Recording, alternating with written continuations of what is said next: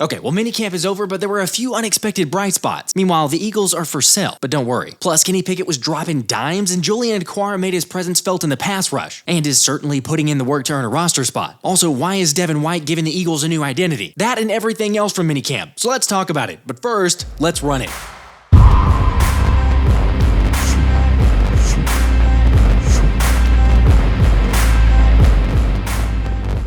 What's up, guys? So let's start with the Eagles are for sale. After Bloomberg reported that CEO Jeffrey Lurie is considering selling a minority stake in the Birds after buying them back in 1994 for $185 million, which for those counting is 2.5% of what the Birds are worth right now. And I'll save you the math on that, $7.5 billion. So good for the best owner in the NFL. And yes, we can all relax because it's not like he's giving up the majority or anything close to that. Plus, it's not like this is unheard of anyway, since the Bills and the Dolphins are also exploring similar sell-offs. Again, no changes are coming at the top of the organization. However, there is some, with VP of Player Performance Ted Rath no longer being with the team, after Tim McManus reported that it's sounding like the entire staff will pick up the slack, specifically with the overseer of health and performance responsibilities. I will say that I wish him well, but I'm going to trust the Birds making these moves this season, so I'm really not worried. Just like I wasn't worried rookie QuinyOn Mitchell would eventually sign his contract, as he officially made it official after OTAs wrapped up, and honestly, even without a contract, was making his presence felt during minicamp. I feel good just learning all 5 positions, corner, inside, outside, and stuff like that, and then just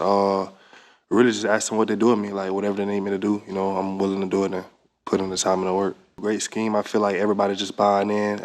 You see at practice, we're putting in work. We're having fun out there. It's exciting. We're competing, so I feel really good about it. I've talked about it before, but to hear the progression in different areas being thrown at the Rooks is really promising. Now, unfortunately, James Bradberry wasn't practicing after getting injured on day 1 of minicamp, and it reportedly being an abductor injury. But I've mentioned him enough at this point, so I'm just going to leave it at that. Oh yeah, tight end Albert O was also not there, and apparently linebacker Oren Burks was nowhere to be found. And look, we've seen or heard about really impressive plays during OTAs. However, like cornerback Isaiah Rodgers said, nobody cares what you do at OTAs. This time of year, it's all about learning and building. Of course, I realize most of us already understand that, but just a reminder for anyone thinking Jalen Hurts struggles or interceptions at practice are an issue, they're not. We're talking about practice, man.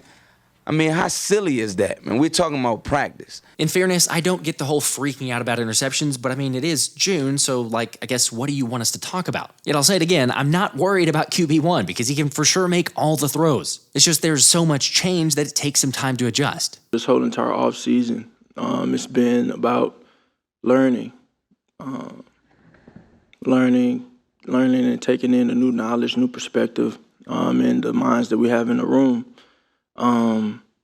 And I think throughout the whole entire thing, that's kind of been the emphasis. You get to a point where you kind of feel, hey, I'm gonna feel comfortable with this. I'm gonna like this, but that time comes where you can rep it later on.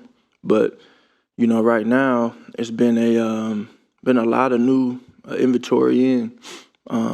Majority of it, probably 95% of it being new. Okay, so 95% is a lot, but here's where I take that. First off, the best part to all of this is that it means Kellen Moore is getting to put his fingerprints all over the Eagles offense. So we shouldn't see the confusion and repetitiveness and ineffective play calling time and time again. At the same time, I get it for the argument of surely it can't be 95% of a completely new offense. And no, it's just all the nuances it creates. Bigger picture of football, a lot of things are similar, right? Like everybody, you can look on the internet and see, okay, well, these guys are running this play or whatever, but, you never know what that player is being coached to do. You never know how they're being taught to do it, how to execute it, and so that's exactly what makes it different.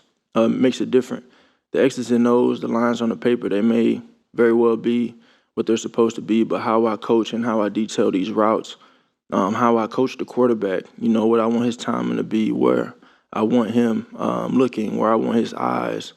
Are receivers reading routes? Are they not reading routes? Are there alerts on this? Are there checks and adjustments built in on this? Or is it something that, someone has to do, the quarterback has to do? That's what makes a system a system. Come on, it's no wonder we've had the discussion during the live streams about there's going to be several growing pains. Plus, don't forget, Jalen's also been on record calling it challenging with what all the new offense demands. Although, like just about everything, nothing that comes easy is ever really worth it. Which is why I'm a big fan of these changes and challenges and growth and everything else, but what's your biggest takeaway from the offense so far? On the flip side, I'm glad to see Sidney Brown was out running sprints, and shout out to Brandon Lee Gowton for getting the video as the safety continues to work his way back from the torn ACL. Because even though he's likely to start out on the bench, there's no question he's not afraid to lower the boom. And even if worst case scenario, he's there for added depth in case of injury, that's a nice luxury to have. Also, kudos to Chris Franklin for the constant footage of Quinyon Mitchell and Cooper DeJean working together. As Q said, it's been really helpful to be able to learn together and go through the process together of learning Fangio's defense and bouncing ideas off guys. For real, I mean, what better situation than having your defensive coordinator as Vic Fangio? Like, it's no secret that Fangio's coached some really good corners and typically relies on them heavily. You know, think about guys like Jalen Ramsey in Miami, or the obvious one of Patrick Surtain in Denver, or even coaching Kyle Fuller into an all-pro in Chicago.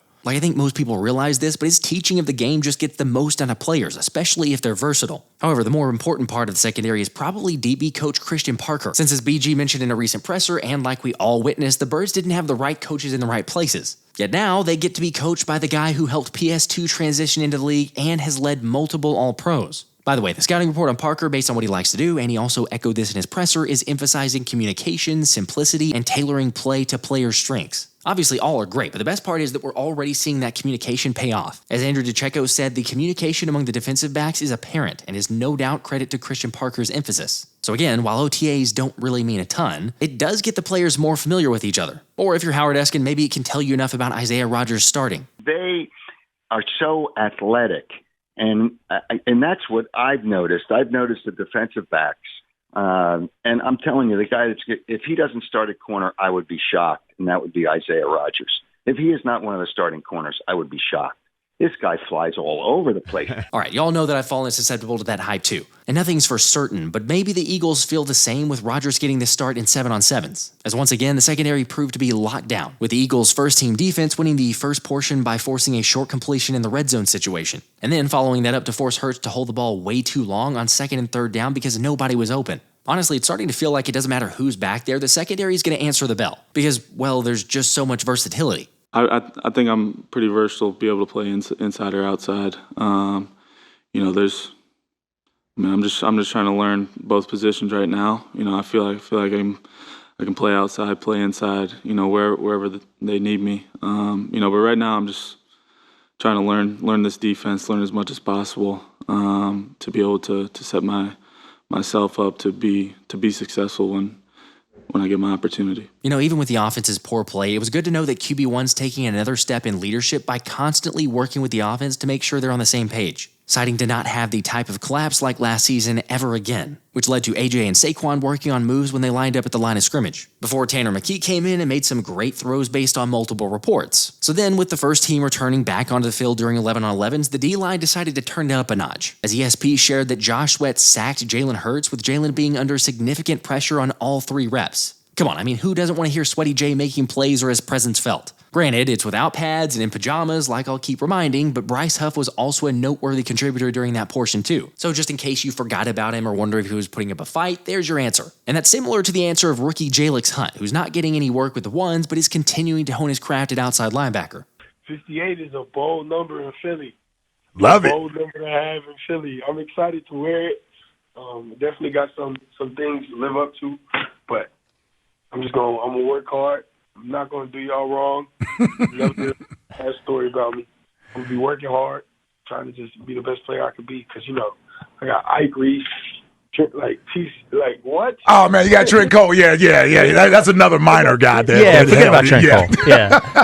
Hey, man, I'm definitely doing my homework. Yes, sir. However, the guy who's making sure to not be forgotten is edge Julian Okwara, with Andrew DeCecco admitting he's not sure how he fits into the equation, but he jumped out on a handful of defensive reps. Remember, Okwara was signed pretty early into free agency, suggesting Fangio sees potential in the 2020 former third-round pick. Now, for the record, I'm with you in the fact that he's only has 9 career sacks in 38 games, yet battling injury issues and not being able to see the field consistently has for sure affected his ability. Now, honestly, I'd be surprised if he gets significant playing time, but to see him putting in the extra effort and practice to earn a roster spot is encouraging. And if there's one thing we know, Fangio loves his athletic, versatile pass rushers. Obviously, it starts with sweating up, and we're hoping for a big season from BG and Nolan Smith, but having depth from guys on the edge with potential is certainly a good problem to have. And that depth turned in a pretty good showing for the second-team offense, with Kenny Pickett finding Johnny Wilson on Isaiah Rodgers, who was actually in great position. But, you can only do so much against a guy who's 6'7", 235. Although he's also been getting a lot of coaching from wide receiver coach Aaron Moorhead about playing too high and showing inconsistent footwork. However, like I say, there's no denying his athleticism. Also, QB2 followed up the impressive throw with a dime back shoulder throw for 6, this time to Joseph Ngata, with Brandon Lee Gouton noting Pickett is very clearly comfortable with those throws. By the way, for those wondering, it was actually Ricks who was in coverage on Ngata. But that was enough of the offensive moments as Cooper Jean ended up punching the ball out of Shaq Davis's hands to force a PBU.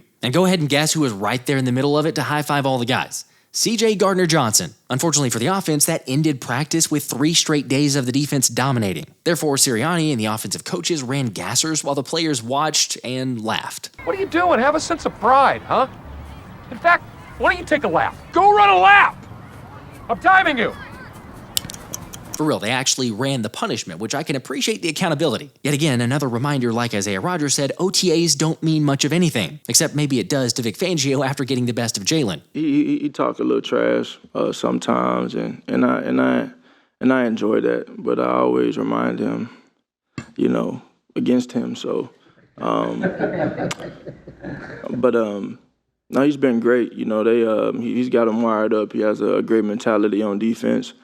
Kind of old-fashioned, and we're just trying to get the hay in the barn, and prepare for what's to come, and just make sure we're peaking at the right time. Who doesn't love a little trash talk? Of course, it's nice to see about the potential and which guys could have a chance at making the roster. As running back Kendall Milton impressed for the second practice in a row, and Mekhi Becton continued his improvement at right guard, something the 25-year-old has found easier than transitioning from left tackle to right tackle. I would say left tackle to right tackle for sure. It's probably harder to me.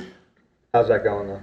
It's going great. I mean, having coached out, the guy that he is and the way that he coaches, it's been great for sure. There's no 6'7" guards, so I mean, D tackles are usually used to, shorter people with shorter arms, so I feel like that I got an advantage in that standpoint with my arms and my arm length and being able to get on them quicker than they're used to somebody getting on them. Look, I'll admit I was wrong whenever there was first talk about transitioning Becton from tackle to guard, so apologies to those of you who saw it coming or claimed it first or anything like that. Obviously, that doesn't mean he's moving there full-time, or at least yet, but just to have that versatility is priceless. Plus, Becton feels 10 times happier in Philly, saying one of the reasons that he wanted to join the squad was because of Jeff Stoutland. And although Stout wasn't the motivation for Devin White, he's also feeling much better mentally. I think that was where I had trouble at last year, just trying to be their guy last year rather than going out there and continuing to have fun with the game and making plays. Like, I think that's where, being a great football player comes, is when you out there smiling and celebrating and not really focus on the business side. I feel like if you have fun, the business side take care of itself.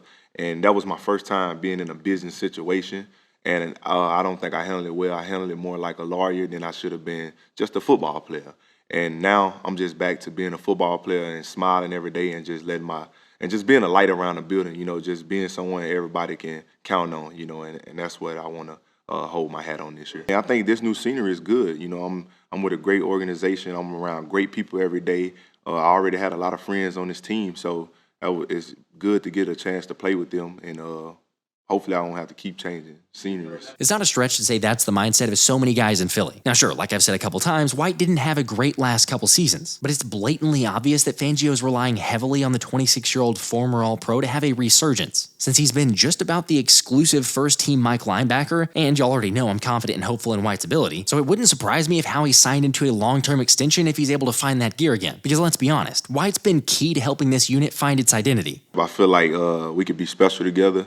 I think that's kind of been like the carryover into OTAs and minicamp, is just having fun, and having an identity and a swagger about ourselves. And that does it. OTAs are a wrap, and now we have the long wait until training camp. Although don't worry, because we got some really exciting stuff over the next couple months with contests and giveaways and maybe an interview with a player or two. So make sure to hit that like button and then obviously, subscribe if you haven't already. And as always, go Birds. This has been the Philly Special.